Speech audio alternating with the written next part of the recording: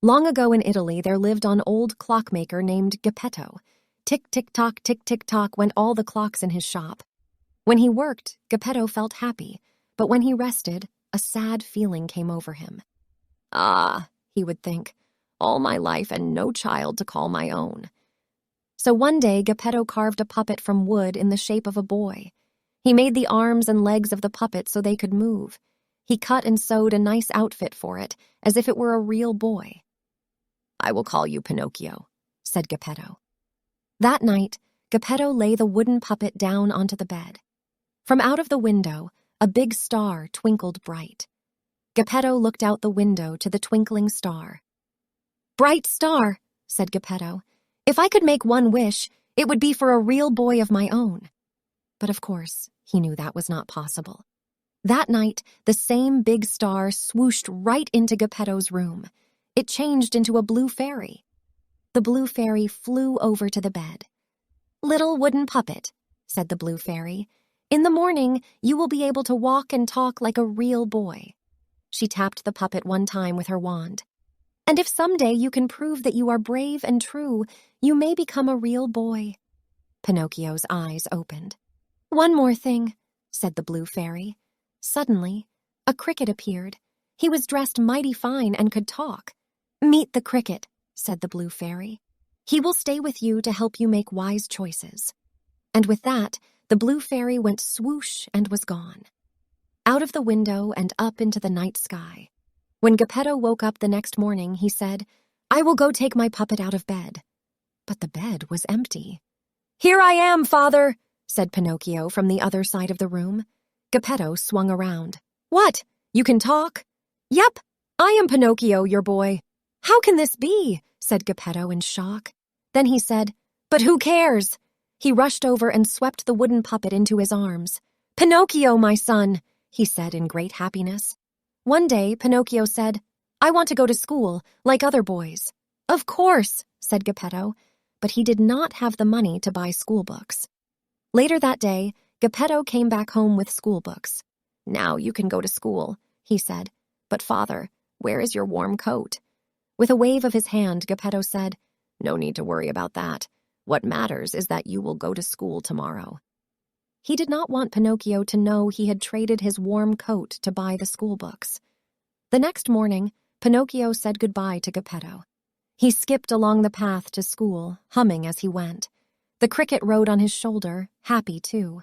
Coming up to them on the path was a fox and a cat. "And where are you going on this fine day?" said the fox. "I am going to school," said Pinocchio. "On such a fine day as this?" said the fox. "It is too nice to be stuck inside school. You should come with us to the fair." "Listen to me," said the fox. He put his arm around Pinocchio's shoulder. "Anything you need to know, you can learn at the fair." "Really?" said Pinocchio. "Take it from me," said the fox. "Pinocchio," said the cricket. "He does not know what he is talking about." The fox covered the cricket with his hat. No one could hear the little fellow as the cricket tried to call out, "Pinocchio, do not listen to him." "Okay," said Pinocchio, "let's go to the fair." And off they went. What a fair it was! By the gate was a man dressed in white. He called out, come in, right this way, get your tickets here." With a sad look, Pinocchio said to the fox and cat, "I do not have any tickets." A man was selling old things at a table near the gate.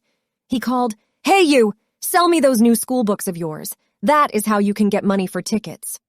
The fair was so bright and colorful and exciting that the next thing Pinocchio knew, he had sold his school books for tickets.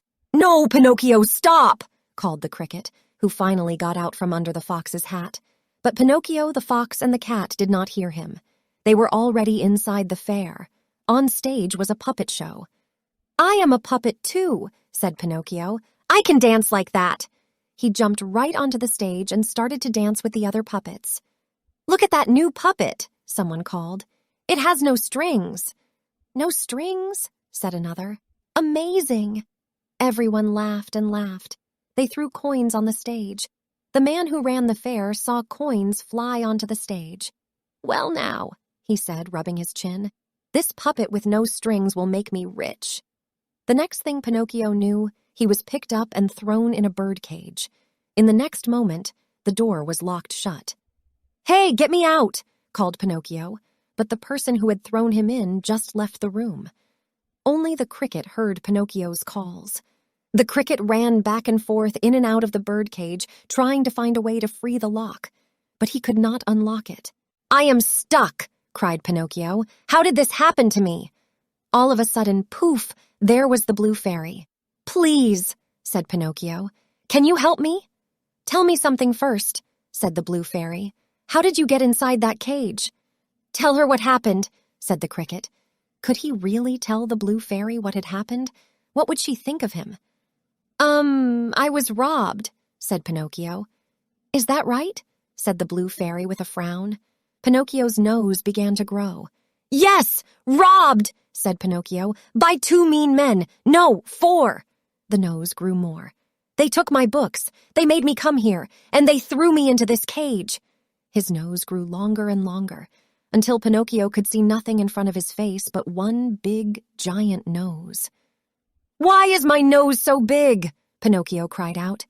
"Pinocchio," said the blue fairy in a stern voice, "you must know what the truth really is." "I guess so," said Pinocchio. "I wanted to come to the fair. I came here with a fox and the cat." The nose grew shorter. "I had to sell my books to get some tickets." "Had to?" said the blue fairy. "I mean, I decided to sell my books to get tickets," he said. The nose got shorter still. "Then someone put me in this cage," he said. The nose was back to normal. "Good job, Pinocchio," said the cricket. "Well done," said the blue fairy. "Now I will get you out of here." With a wave of her wand, Pinocchio was out of the cage. "Here are your books." And Pinocchio was holding the same new school books in his hands again. "Know this," said the blue fairy. "You are on your own from now on. Make sure you do the right thing next time." And she was gone.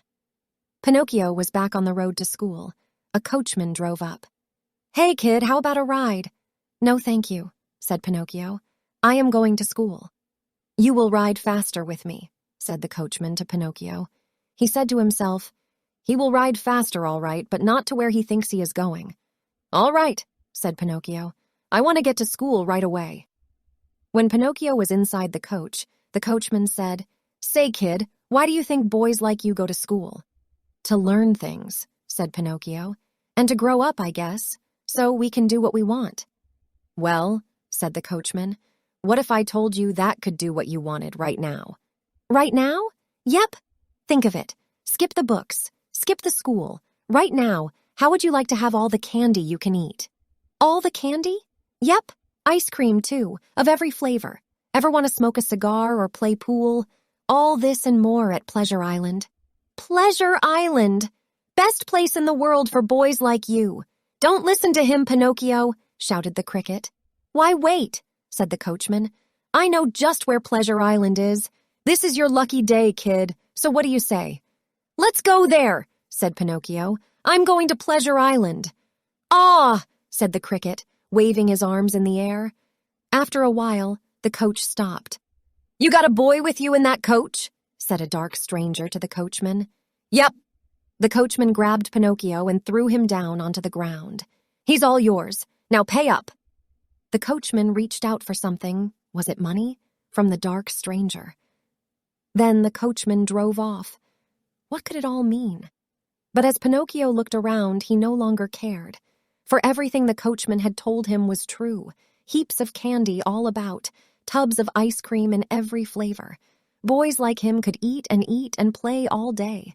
None of them had to work or clean up. There were even cigars if you wanted one, and pool tables to play. But after a few days, something was odd. "Where did all the boys go?" he asked the cricket. "All I see now are donkeys," said Pinocchio. "I must say there used to be more boys around here," said the cricket. Just then, one of his ears popped into a donkey ear. Then his other ear popped into a donkey ear too. "Oh!" cried the cricket. "What is happening to you?" "I don't know. Honk!" said Pinocchio. Pinocchio and the cricket saw a line of donkeys led by a dark stranger onto a truck. "Oh no," said the cricket. "Now I get it. Boys get turned into donkeys here. Then the donkeys are sold.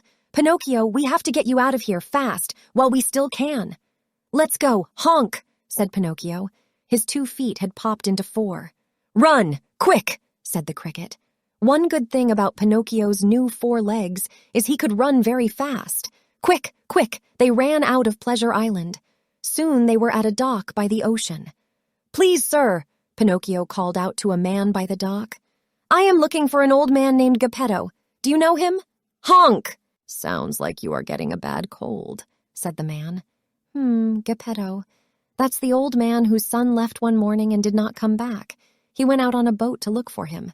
No one has seen the poor fellow since. Oh no, this is all my fault." "Honk!" said Pinocchio. "I must look for my father." Pinocchio jumped off of the dock into the ocean. The cricket jumped in too, close behind. Most of Pinocchio was still made of wood, so he could float on the ocean. "Father!" he called out, paddling the water with his arms. "Father!" But there was no answer. All Pinocchio could see around him was blue water everywhere. Until, what was that, far away? Something was rushing up, something big and very fast. In a moment, a giant whale was upon them. It opened its giant jaws and with one gulp swallowed Pinocchio. Rushing inside with all the seawater tumbled Pinocchio and the cricket. When they came to a stop, they saw that they were in the dark belly of the whale. "Are you okay?" said Pinocchio to the cricket. "I am fine," said a voice of an old man. "Wait a minute," said Pinocchio. "Father, is that you?" There was Geppetto. "Father, father, it's me," said Pinocchio. "My son," said Geppetto. "I thought I was dreaming." They hugged in joy. "Look," said Geppetto as 3 fish swam by. "There goes our dinner. Father, I have an idea. Let's make a fire." "Grilled fish tonight," said Geppetto. "No, I mean for us to get out," said Pinocchio. He gathered driftwood and got a flame going. "This is how we can make the whale sneeze," he said. Pinocchio waved his arms over the flame to make a lot of smoke. Soon, clouds of black smoke were rising up. The whale gave a cough. "Hang on," said Pinocchio. And then, wham! In one big sneeze, Pinocchio, Geppetto, and the cricket flew out of the whale's mouth. Rolling over and over in the seawater, at last they rolled up onto the shore. "Pinocchio?" Geppetto rose to his feet. The cricket was there beside him. But where was Pinocchio? And then they found him. Pinocchio was face down, his head in a puddle. "Pinocchio!" They were too late. Geppetto and the cricket wept over Pinocchio, the boy puppet, who lay still in the water. Then, in a flash, who was there but the blue fairy? "Pinocchio," she said, "you saved your father. You proved that you are both brave and true." She tapped his head with her wand. "And now you will be a real boy." Pinocchio woke up. He looked at his soft arms and soft legs. "Father!" he cried out. "Look, I am a real boy." "That you are," cried Geppetto. The blue fairy turned to the cricket. "Come," she said. In a flash, the 2 of them were gone, and they lived many long and happy years together. The end.